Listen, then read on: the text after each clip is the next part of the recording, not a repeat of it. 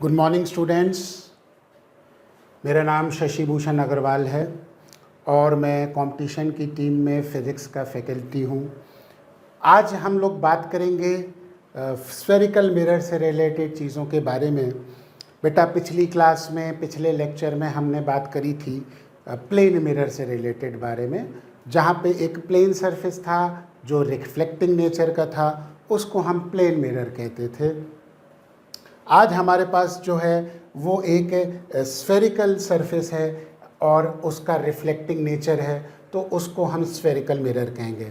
बेटा spherical mirror जो होता है वो दो तरीके का होता है, एक जिसको हम कहते हैं कनकेव मिरर और दूसरा जिसको हम कहेंगे कन्वेक्स मिरर। दो तरह के स्फेरिकल मिरर्स होते हैं। कनकेव मिरर और कन्वेक्स मिरर में क्या फ़र्क होता है?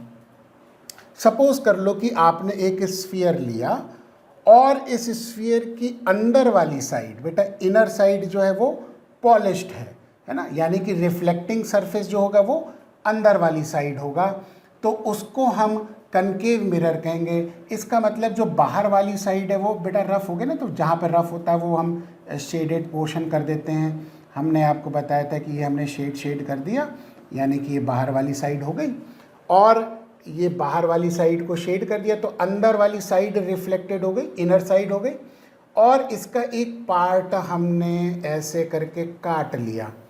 ठीक है, तो ये जो कटा हुआ पार्ट है ये क्या रिप्रेजेंट करेगा? एक कनकेव मिरर को रिप्रेजेंट करेगा। ठीक, तो कनकेव मिरर में इनर वाली जो सरफेस होती है वो रिफ्लेक्टिंग होती है, और इसी के कंपैरिजन में कन्वेक्स के केस में क्या होगा? बेटा जो आउटर सरफेस है वो रिफ्लेक्टिंग हो गई। जैसे कि ये वाला जो सरफेस है इसका बाहरी हिस्सा वो रिफ्लेक्टिंग हो गया, तो बेटा अंदर वाला रफ हो गया ना, तो जहाँ पे रफ होगा वो हम शेड कर देंगे उस साइड पे, है ना। तो इसका आउटर सरफेस रिफ्लेक्टिंग है, और इस पार्ट को, इस स्फीयर को अगर हमने ऐसे कट कर लिया, एक पार्ट को कट कर लिया, तो ये बन गया हमारे पास कन्वेक्स मिरर। तो एक्चुअल में स्फीयर का इनर पोर्शन अगर रिफ्लेक्टिंग है और उस स्फीयर का एक पार्ट हमने कट कर लिया इस तरह से, तो वो बन जाएगा कनकेव मिरर, है ना। इस तरह के अरेंजमेंट को हम कहते हैं कनकेव मिरर। और अगर आउटर सरफेस रिफ्लेक्टिंग है और उसका एक पार्ट हमने कट कर दिया, तो ये बन जाता है कन्वेक्स मिरर। ठीक, तो इस तरह के हमारे पास दो मिरर हो गए, एक तो कनकेव हो गया, ये थोड़ा सा हम ठीक कर देते हैं इसको, और दूसरा हो गया कन्वेक्स मिरर हो गया। चलिए आगे हम बात करते हैं। अब कनकेव और कन्वेक्स मिरर में कुछ हम टर्म्स को सीखेंगे।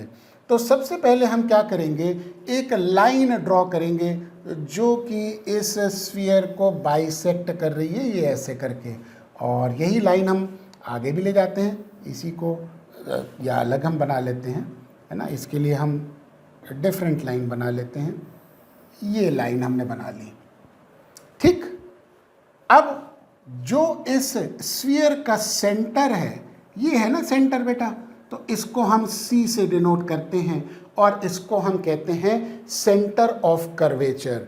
तो बेटा हम नेक्स्ट जो पॉइंट देखेंगे डेफिनेशंस के अंदर, सबसे पहली चीज़ क्या देखेंगे? सेंटर ऑफ कर्वेचर, जिसको हमने किससे डिनोट किया? C से डिनोट किया।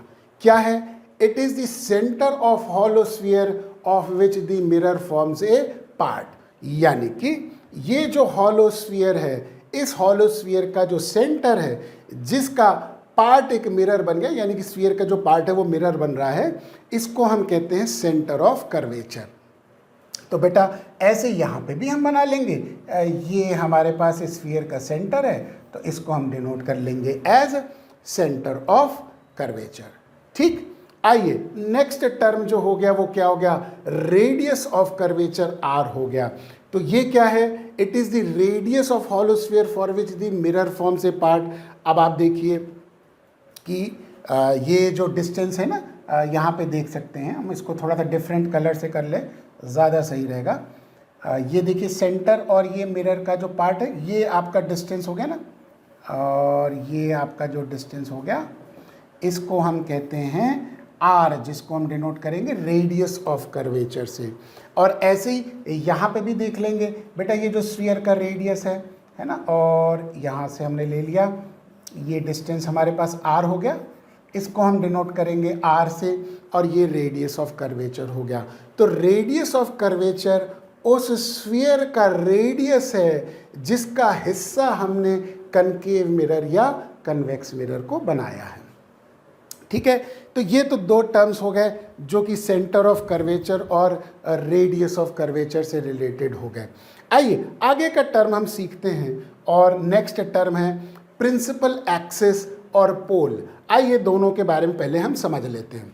देखो बेटा, ये जो लाइन है दिख रही है आपको, लाइन ये जो ग्रीन कलर से दिख रही है, जो सेंटर ऑफ कर्वेचर से पास हो रही है और जो मिरर को एक पर्टिकुलर पॉइंट पे क्या कर रही है, इंटरसेक्ट कर रही है, इस लाइन को हम कहते हैं प्रिंसिपल एक्सिस। तो ये हम यहाँ लिख भी देंगे, इसको हम कहते हैं प्रिंसिपल एक्सिस। प्रिंसिपल एक्सिस हम शॉर्ट फॉर्म में PA कह देंगे। तो कभी भी हम PA लिख रहे हैं तो इसका मतलब प्रिंसिपल एक्सिस हो गई। ऐसे यहाँ पे भी ये PA हो गया, मतलब प्रिंसिपल एक्सिस हो गई, क्योंकि सेंटर ऑफ कर्वेचर से जो लाइन पास हो रही है और जो मिरर को एक पर्टिकुलर पॉइंट पे इंटरसेक्ट करती है उसको प्रिंसिपल एक्सिस कहेंगे। ठीक है, तो अब हमने देखिए दोनों डायग्राम के अंदर तीन चीज़ें बना ली जो हमने डिस्कस किया था, centre of curvature, radius of curvature और प्रिंसिपल एक्सिस, है ना, दोनों डायग्राम में हमने बना लिया। अब हमारे पास नेक्स्ट क्या था, तो principal axis the line passing through the centre of curvature through the mirror is called as principal axis PA। Pole क्या है, it is the point of intersection of principal axis and the mirror. देखो बेटा, ये principal axis हो गई और ये point of intersection हो गया प्रिंसिपल एक्सिस और मिरर का, इसको हम कहते हैं पोल। तो पोल को P से डिनोट करेंगे, तो यहाँ पे ये P मतलब पोल। ऐसे ही देखो बेटा, ये लाइन हो गई ना प्रिंसिपल एक्सिस, और ये मिरर को इस पॉइंट पे इंटरसेक्ट कर रही है, तो इस पॉइंट को हम पोल कहेंगे, जिसको हम P से डिनोट करेंगे। ठीक है, तो प्रिंसिपल एक्सिस तो एक लाइन हो गई, पोल एक पॉइंट हो गया जहाँ पे प्रिंसिपल एक्सिस मिरर को क्या कर रही है, इंटरसेक्ट कर रही है। ठीक, अब पोल हमने डिफाइन कर लिया है। अब ये बड़ा इंपॉर्टेंट चीज़ है प्रिंसिपल फोकस। फोकस क्या होता है, it is the point at which the beam of light moving parallel to principal axis after reflection meet or appears to meet is called as focus. बेटा इसको समझने के लिए हम अगला एक डायग्राम बनाते हैं, और ये हमने दो डायग्राम बना लिए कनकेव मिरर और कन्वेक्स मिरर के। बेटा जैसा कि आप जानते हैं कि अगर कनकेव मिरर है तो बेटा अंदर वाली साइड रिफ्लेक्टिंग होगी, तो बेटा बाहर वाली साइड रफ हो गई ना, तो बाहर वाली साइड को हमने ऐसे शेडेड बना दिया। ठीक, और अब हम क्या करेंगे, हम यहाँ पे प्रिंसिपल एक्सिस बनाएंगे। तो ये हमने बना ली, प्रिंसिपल एक्सिस बना ली। ठीक, और ये पॉइंट आपका हो गया जिसको हम क्या कहेंगे, पोल, है ना, तो इसको हमने पीले कलर से P लिख दिया, और ये आपका जो सेंटर ऑफ कर्वेचर यहाँ पे मान लेते हैं। ठीक है, ये C हो गया। ठीक, अब पॉइंट ऑफ फोकस क्या होता है कि यदि कोई लाइट की बीम जो प्रिंसिपल एक्सिस के पैरेलल है, अब प्रिंसिपल एक्सिस के पैरेलल जैसे कि हमने एक रे तो ये बना दी, और एक हमने ये बना दी जो कि प्रिंसिपल एक्सिस के पैरेलल है, और एक और बना देते हैं, ये बना दी, ये एक और बना दी।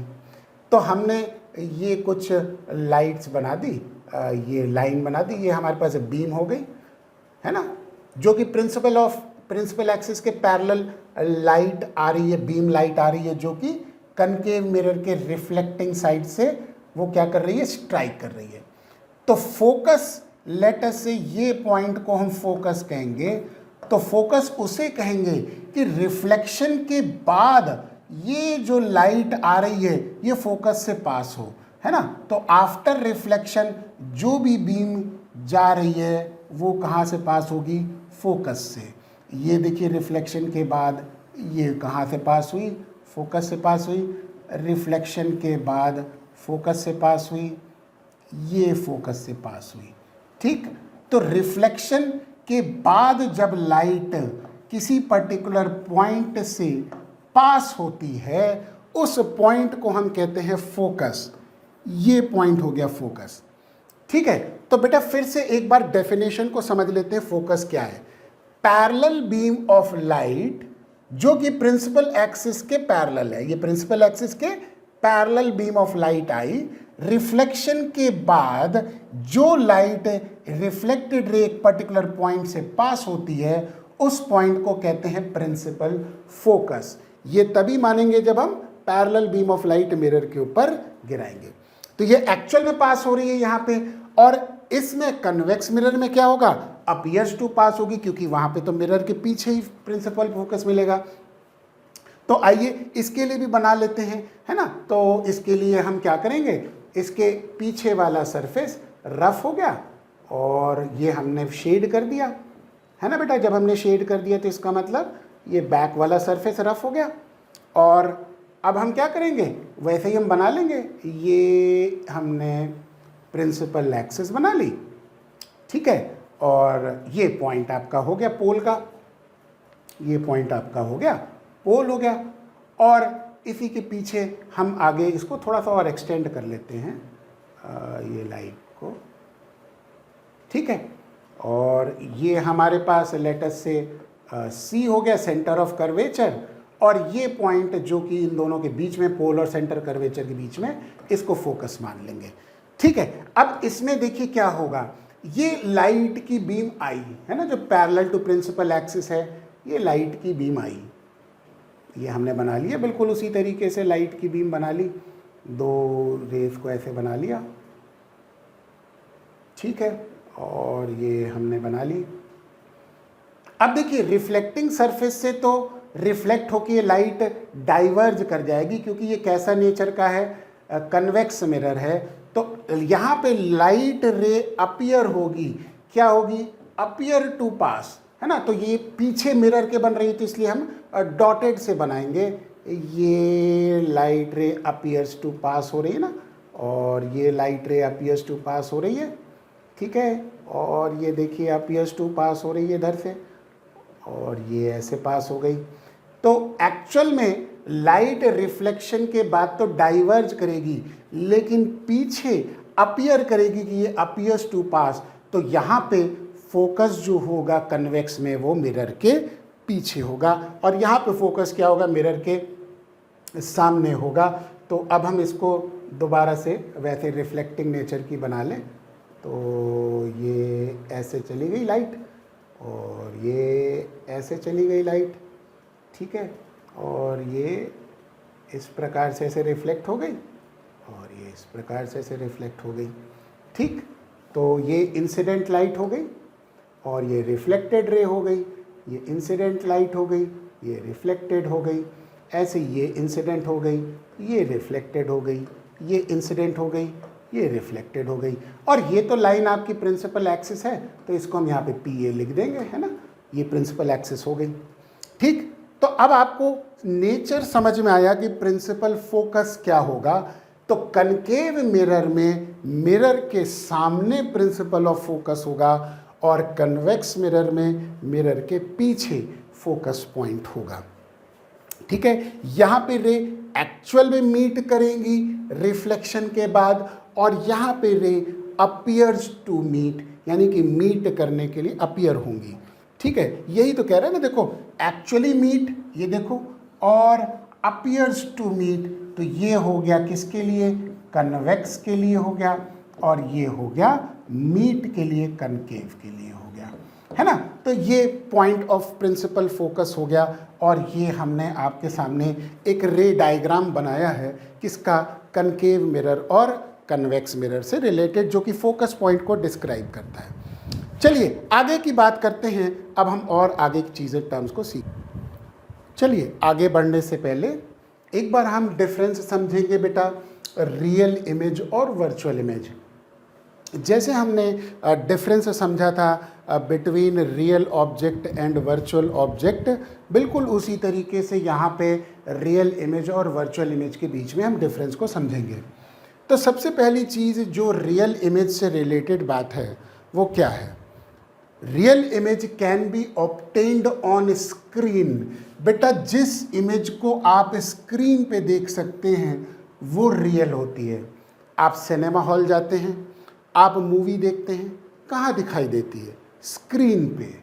वो जो स्क्रीन पे जो आप मूवी देखते हैं, जो इमेज देखते हैं, वो रियल इमेज हो गई।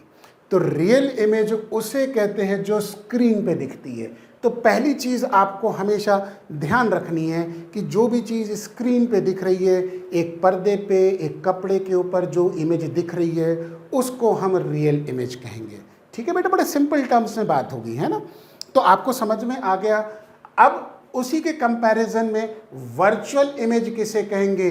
Which cannot be obtained on screen, जिसको हम स्क्रीन पे नहीं ला सकते लेकिन हम देख सकते हैं। जैसे मिरर में हम अपनी इमेज को देख सकते हैं ना। आप मिरर के सामने सुबह खड़े होते हैं, आप अपने आप को देख सकते हैं, लेकिन उस इमेज को स्क्रीन पे नहीं ला सकते। तो जो इमेज सिर्फ दिखाई देती है लेकिन स्क्रीन पे नहीं आती, उसको वर्चुअल इमेज कहते हैं। तो प्लेन मिरर कैसी इमेज बनाएगा? वर्चुअल इमेज बनाएगा। और जो रियल इमेज है वो कहाँ पे बनती है? स्क्रीन पे बनती है। दूसरा पॉइंट जो सबसे इंपॉर्टेंट है वो ये है कि रियल इमेज इज इन्वर्टेड। बेटा इन्वर्टेड मतलब अपसाइड डाउन। जैसे ये पेन है ना? तो देखो आप, पेन का निब आप ऊपर दिख रहा है, ये अगर ऑब्जेक्ट ऐसा रखा हुआ है तो इन्वर्टेड इमेज का मतलब ये अपसाइड डाउन हो जाएगा, यानी कि जो टॉप है वो नीचे आ जाएगा और बॉटम वाला फेस किधर आ जाएगा? ऊपर आ जाएगा। इसको कहते हैं इन्वर्टेड इमेज। अब आपके दिमाग में क्वेश्चन उठ रहा होगा कि सर जब हम मूवी देखते हैं तो हमको तो इमेज इन्वर्टेड दिखती नहीं है। बिल्कुल सही है, आपको इमेज तो सीधी दिखती है, लेकिन बेटा रील तो इन्वर्टेड हो सकती है ना। तो इन्वर्टेड का इन्वर्टेड तो सीधा हो जाएगा। तो अगर रील हम इन्वर्टेड चलाएंगे तो उस कंडीशन में जो स्क्रीन पे इमेज बनेगी वो सीधी बनेगी। क्लियर हो गई बात? तो वहाँ पर रियल इमेज कैसी होती है? इन्वर्टेड होती है। वर्चुअल इमेज हमेशा इरेक्ट होती है, मतलब सीधी की सीधी दिखती है। अब जैसे कि आपका जहाँ सिर है, जब आप मिरर में देखते हैं तो वहीं पे सिर दिखाई देता है। ऐसा तो है नहीं कि सिर की जगह पैर और पैर की जगह सिर दिखाई देता है ना?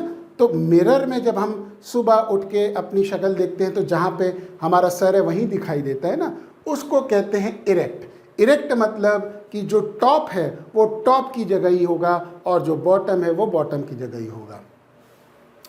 नेक्स्ट पॉइंट, जो थर्ड पॉइंट है वो क्या है? Real image is formed when reflected और रिफ्रैक्टेड रे एक्चुअली इंटरसेक्ट। और जबकि वर्चुअल इमेज कहाँ बनेगी? जब वो अपीयर टू इंटरसेक्ट होगी। बेटा इससे पहले वाला डायग्राम देखो, कनकेव मिरर में रे आई और रिफ्लेक्शन के बाद एक्चुअली इंटरसेक्ट हो रही है, तो ये जो इमेज बनी ये रियल हो गई। जब एक्चुअल इंटरसेक्शन हो रहा है रे का, वो रियल इमेज हो गई।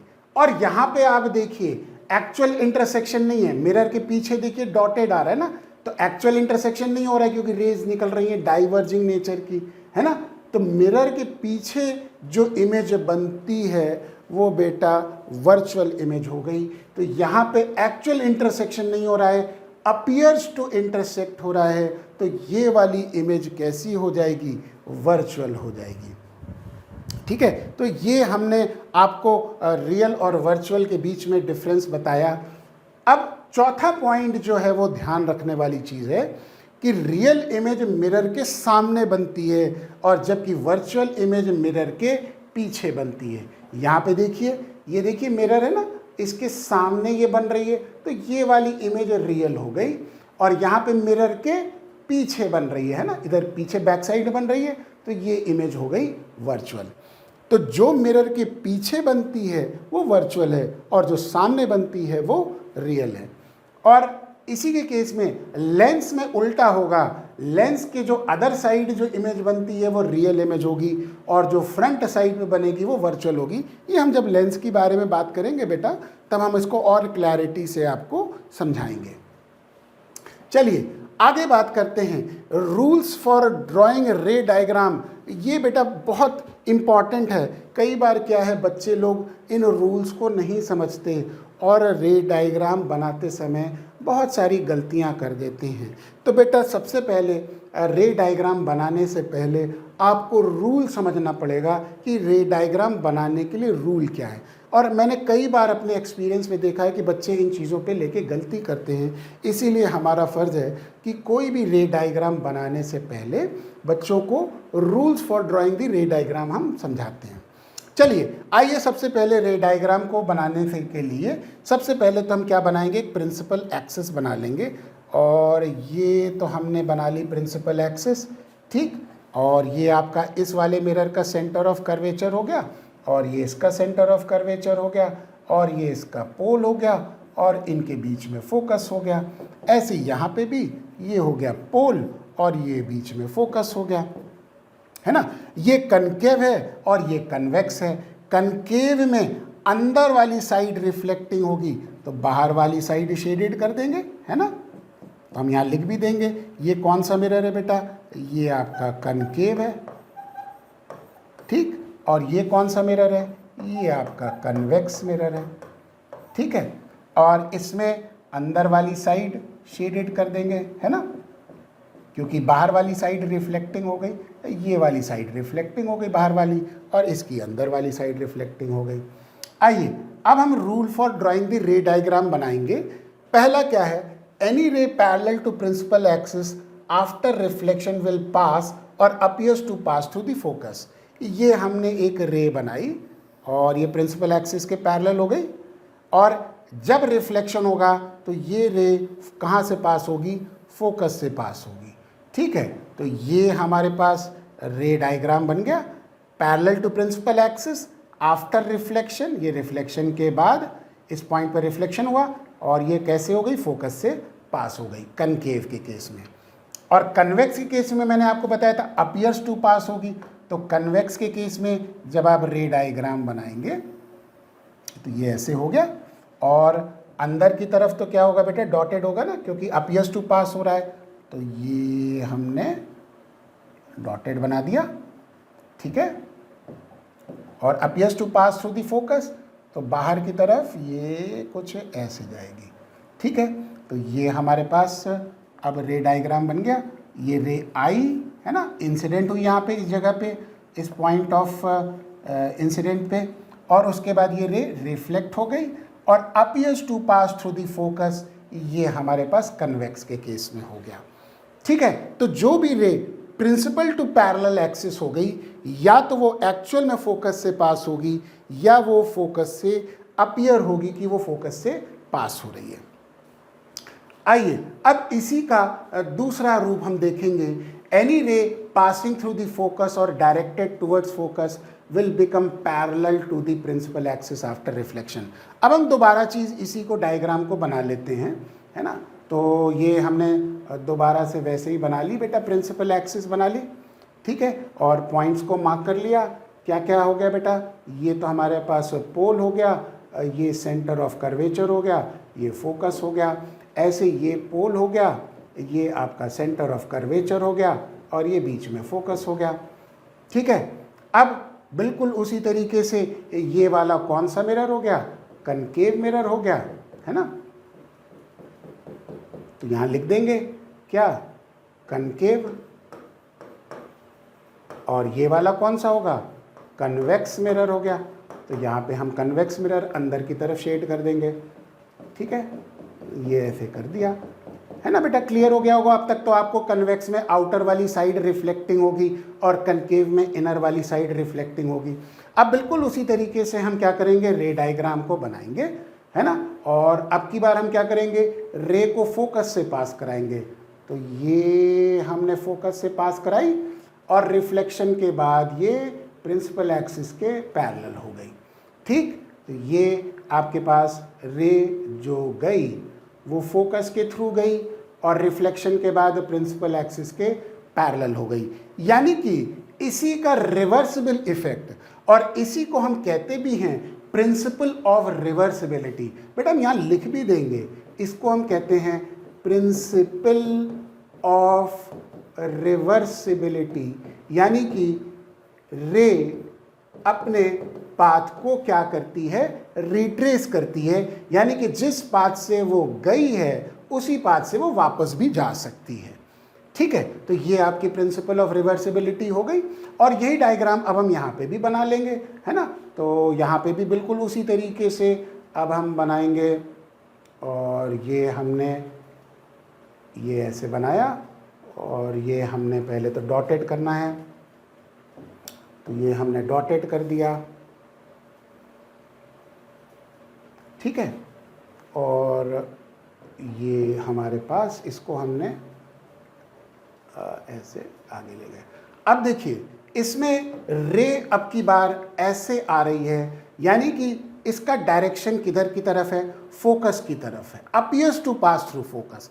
और रिफ्लेक्शन के बाद वो कैसे हो गई, प्रिंसिपल एक्सिस के पैरेलल हो गई, ठीक है। इसी फिनोमेना को हम प्रिंसिपल ऑफ रिवर्सिबिलिटी भी कहते हैं। बेटा ये समझ में आ गया आपको, है ना। तो दो रूल आपने समझ लिए, एक तो प्रिंसिपल एक्सिस के पैरेलल जो फोकस से पास होगी, और दूसरा जो फोकस से एक्चुअल में पास हो रही है वो पैरेलल टू प्रिंसिपल एक्सिस हो गई। आइए third rule for forming the ray diagram क्या है, any ray passing through centre of curvature will reflect back along the same path. ठीक है, चलिए अब हम बिल्कुल उसी तरीके से सबसे पहले तो ये कनकेव मिरर बना लेंगे, ठीक है बेटा। और ये हमने बना ली क्या, कन्वेक्स मिरर, ठीक, हमने लिख भी दिया यहाँ पे, ये हमने यहाँ पे लिख देते हैं, ये कन्वेक्स मिरर हो गया और ये वाला मिरर हो गया कनकेव, ठीक।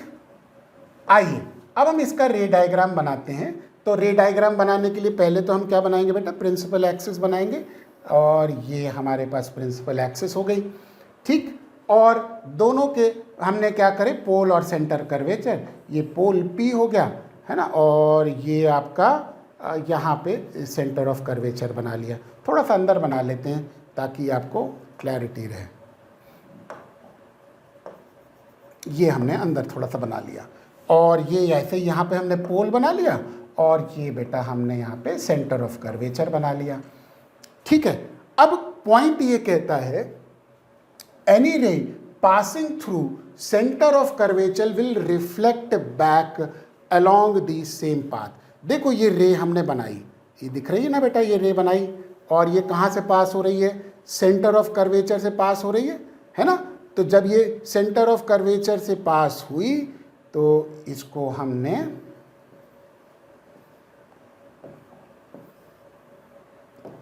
ये डायरेक्शन बनाई ना, सेंटर ऑफ कर्वेचर से पास हो रही है, और इस पॉइंट पे रिफ्लेक्ट हो गई, और रिफ्लेक्ट होने के बाद वापस अपने पाथ को रिट्रेस करेगी, ठीक है।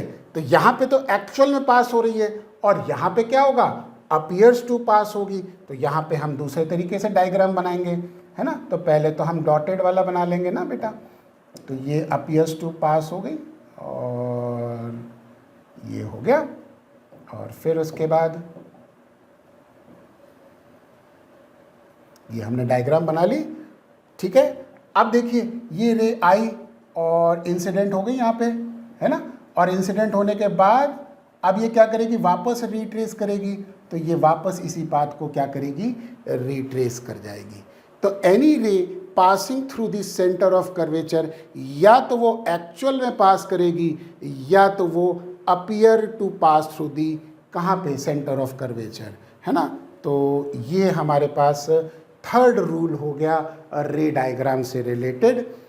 अब हमने rules of the ray diagram समझ लिया बेटा।